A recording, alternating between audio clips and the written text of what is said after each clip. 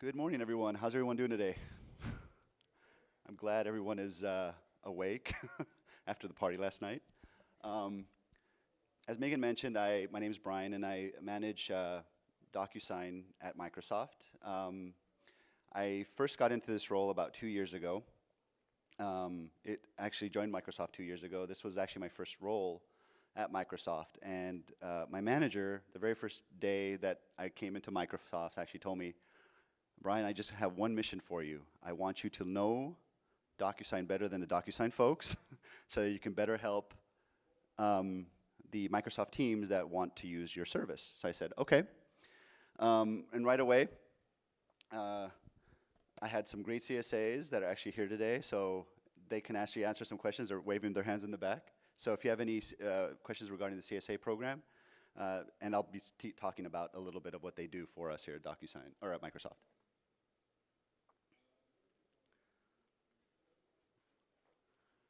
So at Microsoft, we've had a DocuSign relationship going on 10 years. Back in 2005, whoever caught Peggy's presentation kind of touched on this a little bit. Back in 2005, Microsoft decided to try to use an electronic signature service and kind of pilot it with a couple use cases. So the first year that we used DocuSign, we actually didn't have a lot of traffic. Actually, I think that first year, and my CSAs can correct me if I'm wrong, we had like 349 transactions, and that was it. So we weren't overly using the product. We really didn't understand the impact it could have on our organization at the time. And we really didn't have a solid strategy for deploying this to a large enterprise. So we primarily kept it within the groups that you would assume would necessarily need an electronic signature platform, like HR. Some HR teams started using it for offer letters, NDAs, things of that nature that needed to go out to a main company or throughout the company, but there were no integrations. It was still being used at a very low scale.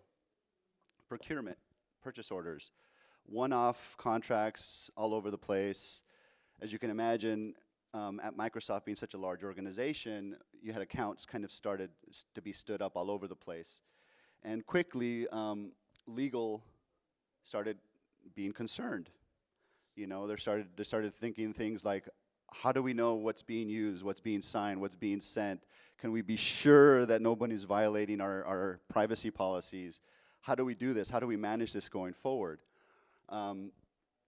So also, we did kind of an environmental impact study at the time to kind of validate a electronic signing platform at Microsoft. So before DocuSign, I heard some numbers before I joined that I thought were kind of interesting. So because we're Microsoft, we have to reference the Space Needle at least once during our presentation. So if you can imagine the size of the Space Needle, the height is about 600 feet. It's pretty tall. I don't know if has anyone ever been to Seattle? So you can confirm it's pretty tall. At the time, before we deployed DocuSign at Microsoft, we were consuming roughly 3 times the size of the Space Needle in paper to run our business. Contracts, procurement, letters, offer letters, everything that you can imagine under the sun. What did that translate into? We were using roughly 3,000 reams of paper, almost 1.5 million sheets of paper to run our business. And that kind of concerned a few people. We started an initiative shortly thereafter called Digitopia. Digitopia was initially, in essence, a Go Green initiative within Microsoft to basically identify culprits like our paper transactions and see how we can kind of eliminate them as much as possible, be environmentally conscious. And that's when basically they decided to centralize electronic signature within our IT organization. So we stood up, Microsoft being a software company, we already had an Integration Center of Excellence, or ICOE, and we decided to add DocuSign as one of the services that we offered within that ICOE team. We also did an ROI, or a cost impact study. At the time, Microsoft, now these numbers had to be vetted through legal, and they were okay with us presenting these numbers, but actually the cost savings were a lot higher than this.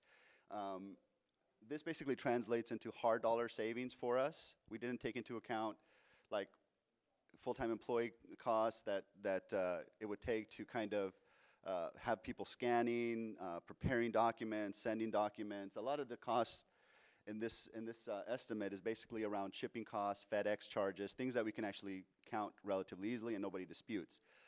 So this year alone, I mean, I know you saw a different number at Peggy's presentation. That was based on last year's usage. Because of the great work our CSAs and my team have done this year, we've actually surpassed last year's utilization at Microsoft at the halfway mark of the year. Our fiscal year goes from July to June. So as of January, we already saved more than the entire contract that we paid with DocuSign. So it's great value to the company. How did we decide to roll this out internally at Microsoft? It's kind of really the unique story here. Sorry, these are some common use cases that I find interesting. I show it because DocuSign has a similar slide. I think they got a lot of these use cases from us. So in procurement, you can imagine a lot of the procurement, you know, master vendor agreements, change orders, NDAs. We had a use case where we collect social security numbers. It was important that we needed that we use something very secure for that, so we use DocuSign. W4s. We do a lot in IT as well. You might think, what possible use cases could we leverage DocuSign for in IT? We actually have a very good one that we've initiated this year for SOX compliance.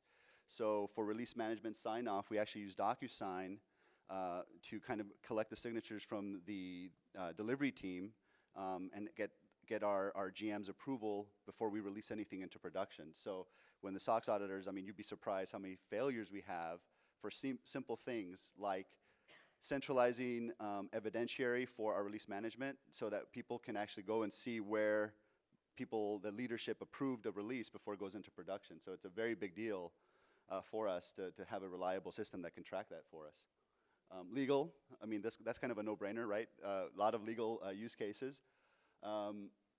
Marketing, so we discovered a new use case in the field recently in our research and development division. So a lot of, we do a lot of studies with users on our products to make sure that it's intuitive and works as designed and people can understand how they work. And so that requires a lot of NDAs to be signed, and until recently, a lot of that traffic was traditional paper. People would go to an event, you'd have event organizers there with clipboards and paper and collecting signatures on that. We decided to use DocuSign, really unique way. We actually enabled the individual user to use their own devices to basically submit their own NDAs. You know, they can scan a QR code, open up a browser window, start filling out the NDA, submitting it into the event organizer to be able to participate in the event. Facilities, as Peggy mentioned yesterday in her keynote, we use a lot of this for a lot of the construction that we do, right? We completely moved that to DocuSign as well. And I already kind of spoke about engineering. So in essence, right now, total since we've launched the program centrally, we've used about 340 use cases. Some have kind of gone dormant, but at any given time at Microsoft, we're using DocuSign to support between 230 and 250 use cases. And we use it in 130 countries. I know Peggy said 97. We do business with DocuSign in 97 countries. Internal Microsoft uses it in 130. So this is the original implementation kind of format that we decided to use when we first deployed our DocuSign at Microsoft. We did a study on the different electronic signature platforms. We rated a bunch of them. There were like 5 at the time. It came down to 2, EchoSign or DocuSign.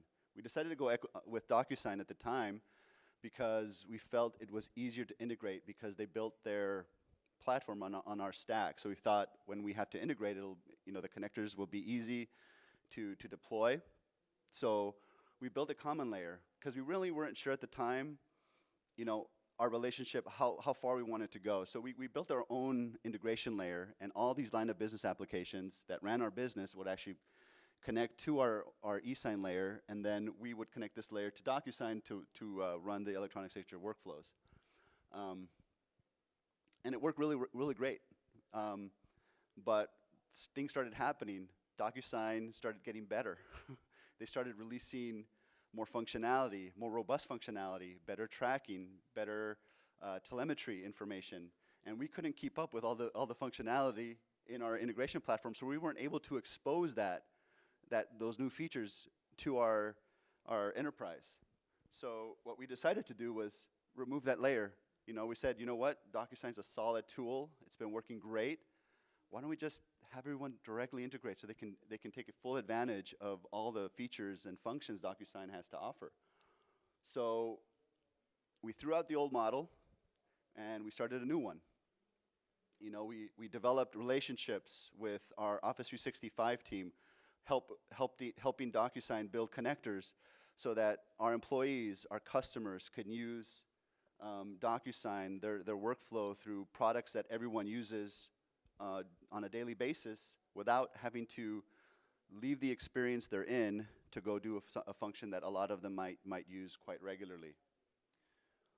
We had to transition last year. We spent a lot of time transitioning all the lines of business that were utilizing eSign to use DocuSign directly. And now, because of that, we are able to expose a lot of the new telemetry features that DocuSign has within our ecosystem. And so just kind of to conclude, I know I'm running out of time.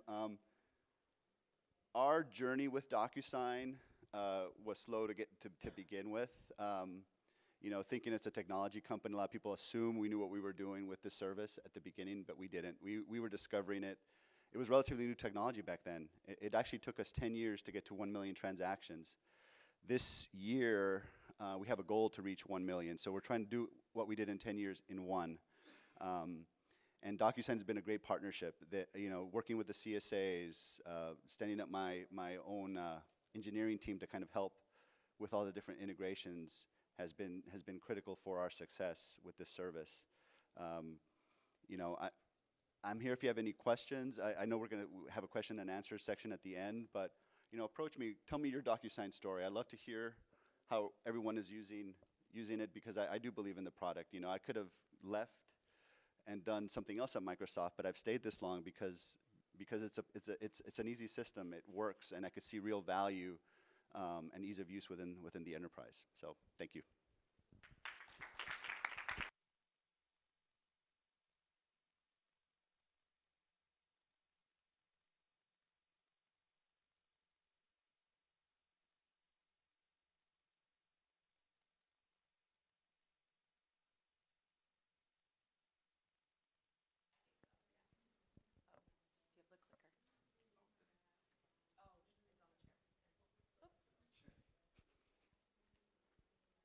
Sorry, guys. All right, hello. As Megan said, my name is Elise Bigley. I'm the Outbound Contracts Manager at Tune. We are headquartered in Seattle, Washington. For those who do not know a little bit more about who we are or what we do, we are a SaaS-based tech company with a focus on mobile measurement as it relates to user acquisition, discovery, retention, and engagement. We have a global presence with offices in London, Berlin, Seoul, Tel Aviv, and most recently, Tokyo. We've been named to the Inc. 500 list 3 times in a row, and we obviously have had to kind of scale with this momentum.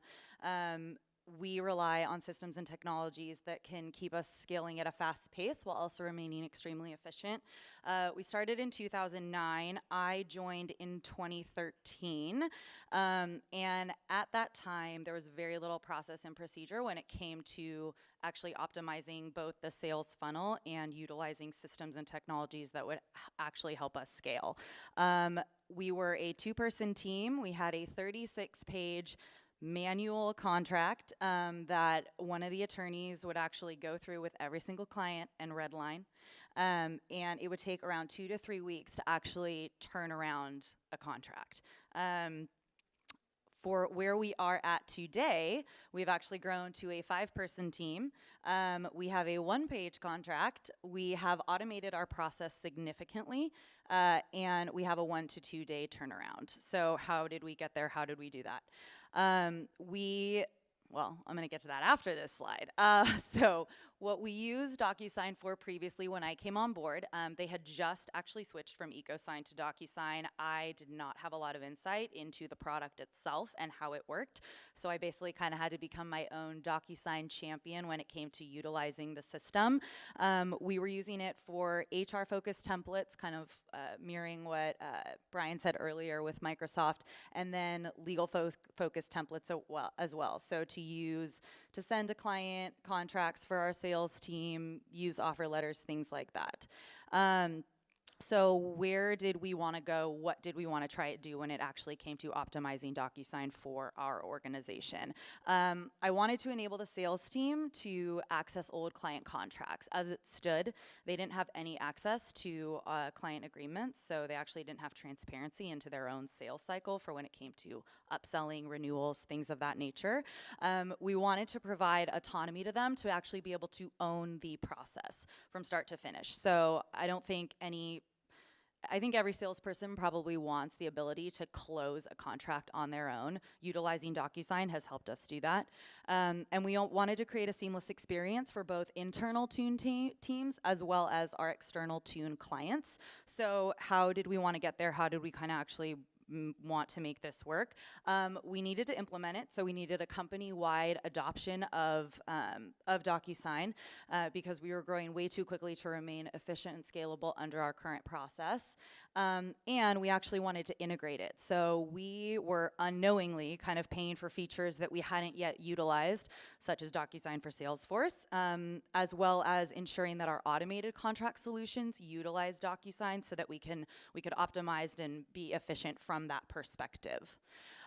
So to kind of give you a little bit of a timeline and where we've come since I've come on board, in 2013, the most important thing here is actually this last column here, which at the bottom says that we have 31% of our contracts that have been automated.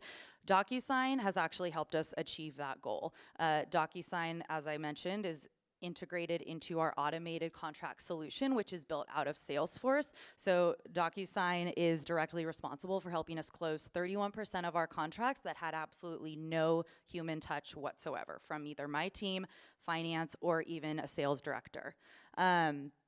Obviously, we have scaled significantly. The far column is 2011 to 2013. This middle one here is 2014, and 2015 is this last one. So.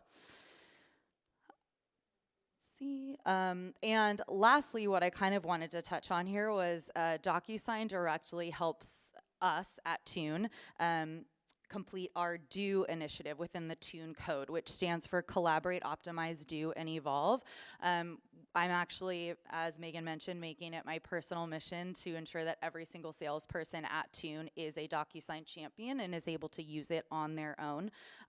It's incredibly important for scalability and efficiency within an organization because we are a little bit newer and we are having to implement these systems from the ground up. We want to ensure that people are getting the hands-on training and easy training at that they need to actually complete the sales cycle. So we are definitely DocuSign fans, and I know Megan has some questions, but I'm happy to take questions afterward as well to let you know a little bit about our Tune story with DocuSign. So thank you.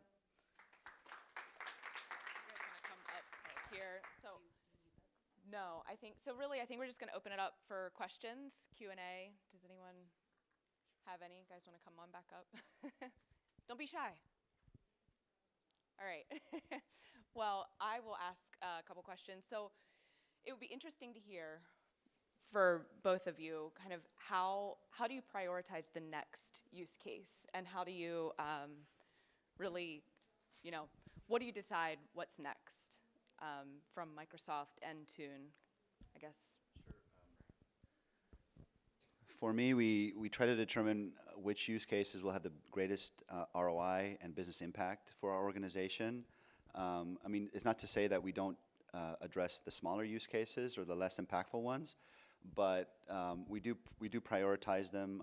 My CSAs are great at collecting all that data, all those metrics that help us decide which ones we realistically can focus on within the fiscal year, and then we plan accordingly to make sure we can onboard, find out what kind of solution or type of integration is needed for that use case, work with the teams, and prioritizing it within their roadmaps, because there's a lot of inter-team collaboration that needs to happen. And once we orchestrate that whole process, then that's when we start implementing. Yeah, for Tune and kind of along that same vein, so we obviously have major business teams within our organization utilizing DocuSign, but who is not using it is people like, our accounting team or our business development team. We want to be able, I think from at least where I sit, we want to enable every single team at Tune to really do things autonomously in line with their own product and process. So from where I sit, we look to actually optimize the template versions of DocuSign, as well as really scaling the templates to help our sales folks close quicker. Megan and I were actually talking previously about this because I wanted to achieve a way to actually, how do we get our sales folks to want to use DocuSign? So many of them are still kind of stuck in this old archaic process of the PDF and the wet signature and things like that. And so we're actually going to work together to find a way to ensure that we can kind of gently push our salespeople into the river of digitization and using those templates, because it's something that really is going to help us scale completely. And I was just going to ask Brian, so how do you handle that, within Microsoft, since it's your mission? Well, there are teams. I mean, there's kind of two schools of thought. There's the old Microsoft school of thinking, pre-Satya Nadella, that likes their processes. They don't want to change, and so we try to educate them. We try to work with their process teams to understand their business case, understand what they're trying to do. We try to present them with as much information possible, and we have a lot. We have internal SharePoint pages. We have training sessions. We do kind of brown bags throughout the enterprise, a lot of things. But at the end of the day, they have to want to adopt, and we've set the standard that DocuSign is the electronic signing standard platform that we're going to use. And like I said, sometimes we have to shame them. You work for a technology company. Come on, adopt. That's what we do.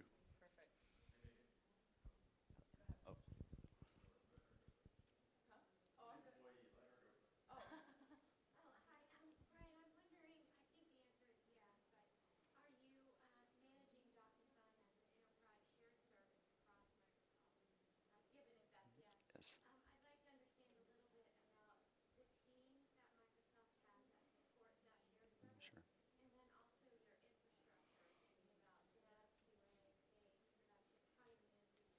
Sure. Sure. Sure. I think the question was our team at Microsoft that supports the DocuSign program. What does it comprise of? Well, for starters, we have CSAs, so they are part of our team. We use them for awareness and adoption, so they actually go throughout the business, identifying use cases. We have this year we had a both tactical and a strategic approach. We went out to existing use cases to see if there was any new use cases within existing customers that could possibly also use DocuSign. We decided to standardize our communication on the service for the enterprise, so we developed a marketing strategy internally, how we wanted to get the word out to all the different business units across Microsoft. We have about 7 channels that we were able to use. And then we have a support team and an engineering team. They're not really large, actually. Our support team is a total of 3 people. They work 24/7 because a lot of our business processes are international, global, and they affect revenue and the way we recognize revenue around the world. So it's critical that anything happens, especially at quarter end, month end, that we have the support on hand to take care of that. At Microsoft, we have a shared service model, so we have a support engineering organization that traditionally will take care of a lot of these these platforms that we've set up as a service. However, because DocuSign is a third-party SaaS provider, we can't actually hand that off to them. So that's why my team also handles the support of DocuSign for Microsoft. But honestly, it's such a stable system. A lot of the questions that we get and a lot of the queries that come into support are you know, mainly account maintenance requests, very basic things that it doesn't take a lot of time for them to support. And the integration is a kind of a managed service. So as projects come on our roadmap that require integration work, we actually share an engineering group, and we basically pull resources that have done a lot of our integrations in the past. I have a main engineering lead that I work with. So while we do have an engineering team, I only keep one engineer to kind of do a lot of consulting. And then we work with teams. Some teams have engineers assigned to them, and we work with those to kind of build the solution together. In some cases, we build it for them. So it really depends on the business team. Oh, the environments. What was the exact question about the environments? Oh. So we do use the DocuSign demo environment. We have multiple staging accounts that we leverage within our development infrastructure.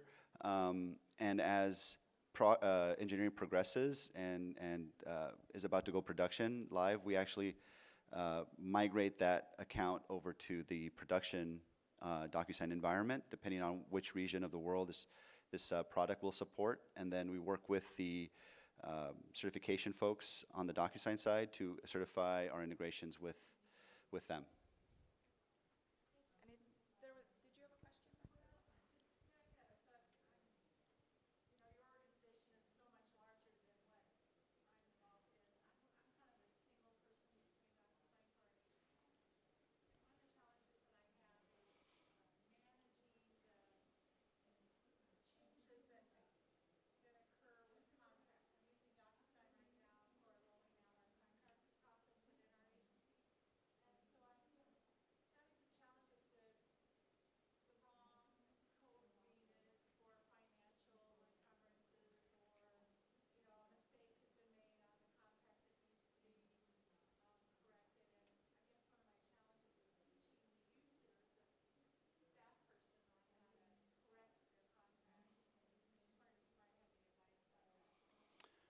Yeah, as far as training goes internally, we have leveraged the DocuSign Academy. We were able to negotiate a couple of admin training courses for the power users at Microsoft. We identified the largest consuming DocuSign users at Microsoft and brought them in for the pilot course. But we also have a lot of training videos. We use Yammer kind of as a showcase site internally. And for those of you who don't know what Yammer is, it's kind of the Facebook of enterprise. And so we use that kind of as a best practices, share stories, share successes, and people have really started to take to that. And they help each other. We've created a community within Microsoft that can actually help each other deploy and understand what the platform can do. I mean, like I said, the platform is constantly evolving. I learned about new product lines this week. I learned about new features that I can now take and use. Getting that information out is critical, and having established communication channels that you can use and leverage. Also, brown bag sessions, invite the power users in during the lunch time and address one topic at a time, the ones you think are more pertinent to your organization. We've had success with doing that as well. Yeah, since we are a smaller organization and you might not necessarily have the budget or the resources to be able to do a full-scale type of training or anything like that.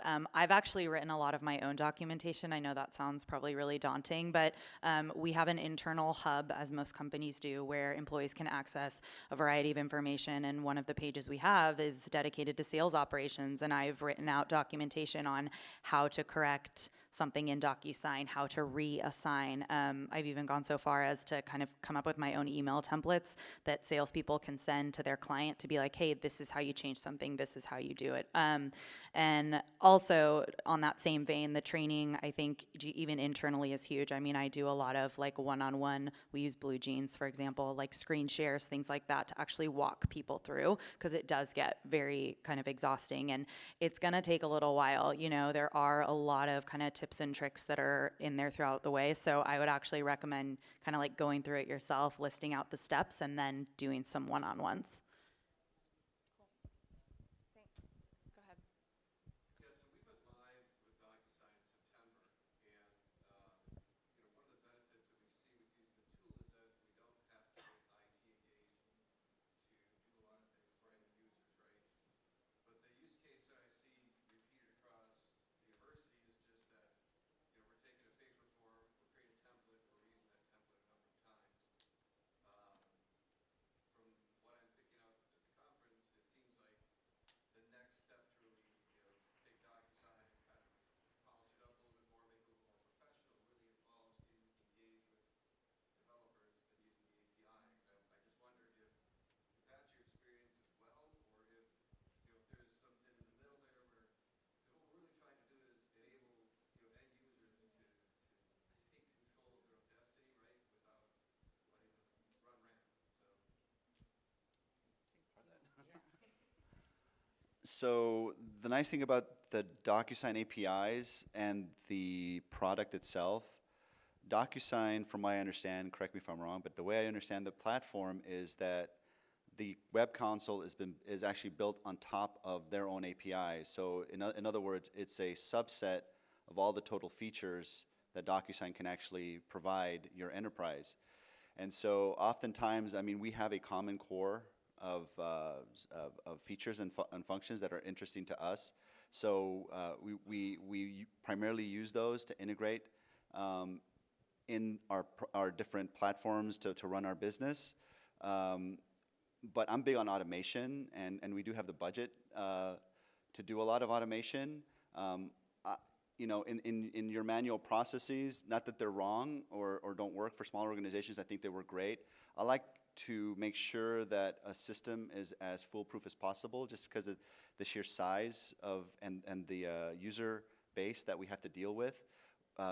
We can't take the risk of people not being trained on the manual process and possibly do something incorrectly. So we try to find automation wherever possible, and try to work with that organization to make sure that we both understand the business case, the workflow, and how much of it can we automate, and that's kind of the approach we take.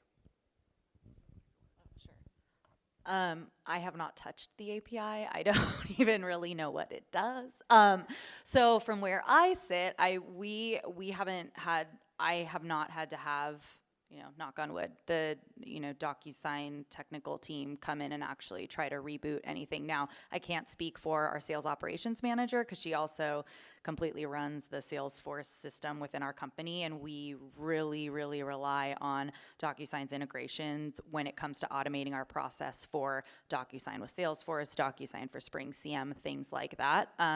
So I kind of go back to the trainings question earlier, where it comes down for me is, can we enable who I consider kind of to be my clients sometimes, our salespeople, to really fully automate the process on their own? And am I being transparent enough with them to ensure that they are empowered to do it?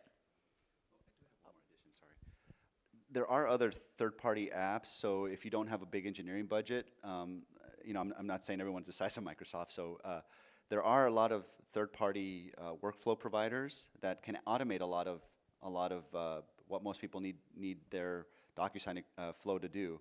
A good example is using SharePoint in cooperation with like a third-party product called Nintex, which is a workflow management tool.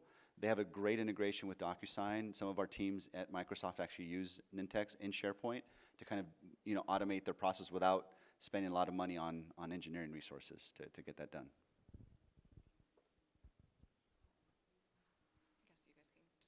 I guess you guys can just keep the microphone. Go ahead.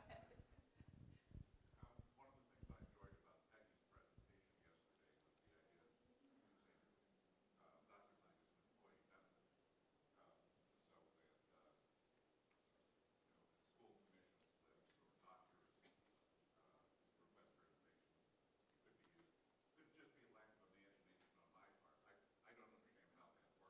Mhm. as a sender and as a signer, and the school isn't sending it electronically. Exactly how does that work? What are you doing? Going and scanning and tagging? Yeah, I mean, in essence, that's how I would imagine using it for personal use as well. You know, your daughter or son comes home with a permission slip. You just upload it into your DocuSign account, and attach your signature anchors into the document, and then send it for signature.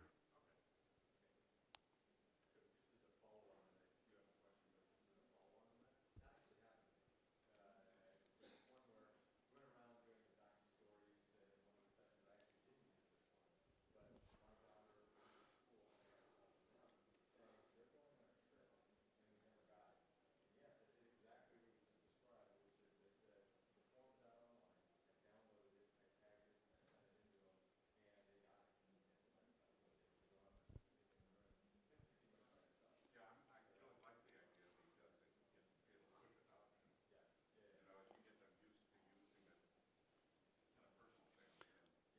it'll push adoption. You know, as you get them used to using it in a personal standpoint. Oh, sure.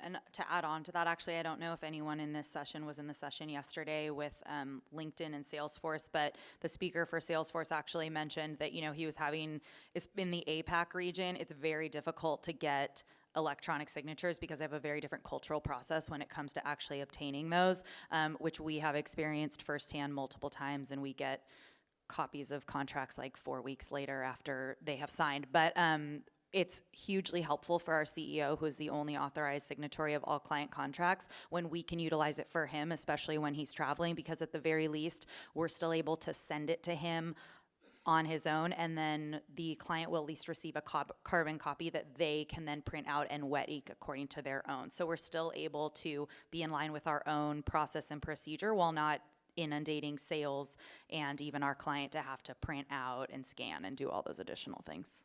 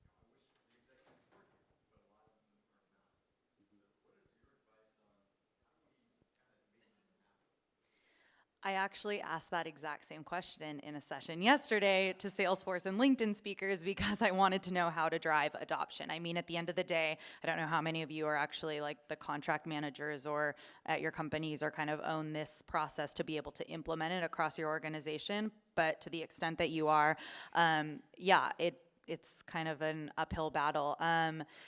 Lots of hand-holding, really, and I mean, yeah, lots of TLC. From when I started to implement it, I took on a lot of it on my own, and then basically over time was able to build a business case for why we needed to scale this across the organization.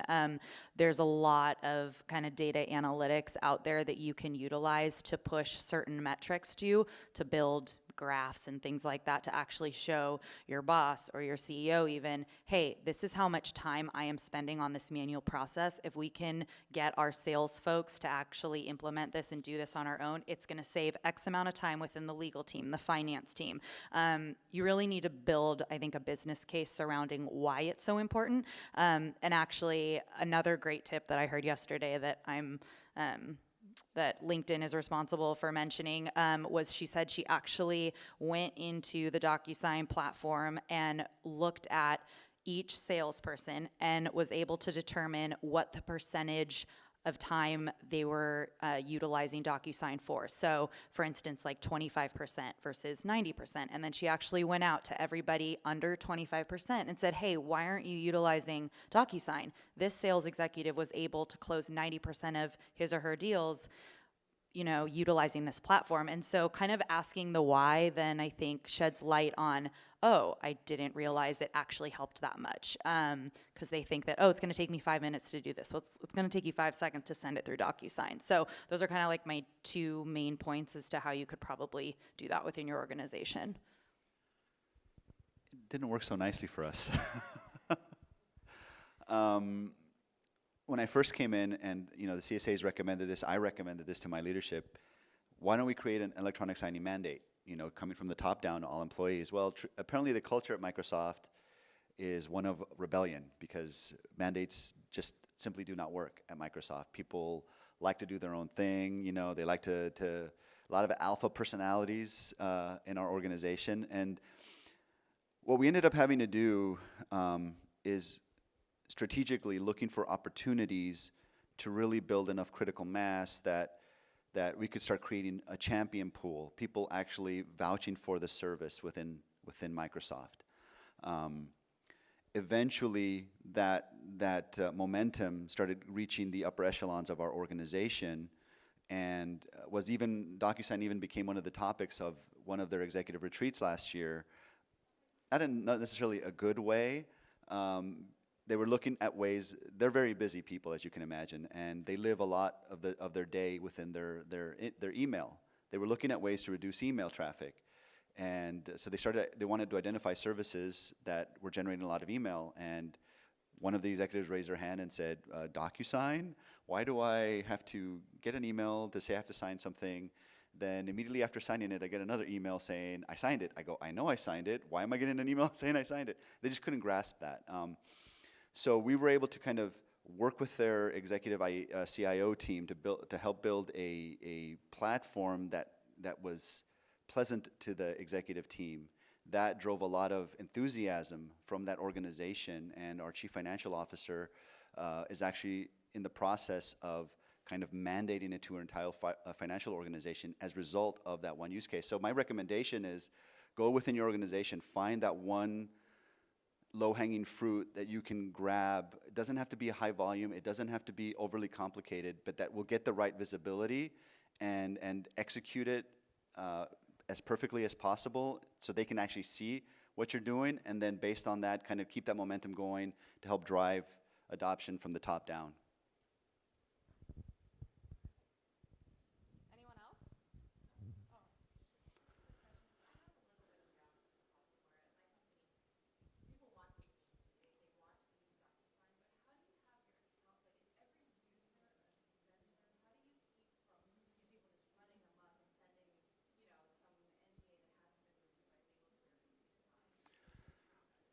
So for us, we have an onboarding process. So we have like an online questionnaire. What do they want to use their DocuSign account for? Who's their organization? What's their use case? Size of organization? Et cetera, et cetera. Then my onboarding team or my support team will work with that organization to determine what type of account structure would work best for them. In many cases, if they are a very low volume user, we have a generic individual, what we call an individual account. So we manage that internally because it's not going through any specific business group. So we can actually see the traffic, make sure that they're not using it for nefarious purposes, they're not abusing the service. In other cases, for larger use cases that they want a team account, we actually share responsibility. especially in HR and legal teams. They don't necessarily want my team to see the information. There's a lot of PII information. There's a lot of other sensitive information they don't want me to see. So in this case, we share responsibility. You know, we have to kind of sign co-SLAs between the two teams. You know, we have an SLA, a support SLA, a technical SLA, and we will support the program that they're subscribing to from a technical perspective, but they are ultimately the ones who will be responsible for the content that gets shipped out. And so you have to designate an admin, someone within that group that is wanting to take on that responsibility, and because you just simply can't look at everything, you know. Along that same vein, my position at Tune is actually housed under the legal team, so I'm technically a member of the legal team. Proud to say it, but I am the admin for DocuSign, and what we've ended up doing is actually utilizing the permissions very heavily with DocuSign when it comes to actually assigning people certain abilities, right? So from a contractual perspective, I see everything that comes in and out of our organization. So our sales folks are really kind of very streamlined when it comes to, if it's a custom contract, I created it, so I actually know what they can send and what they can't.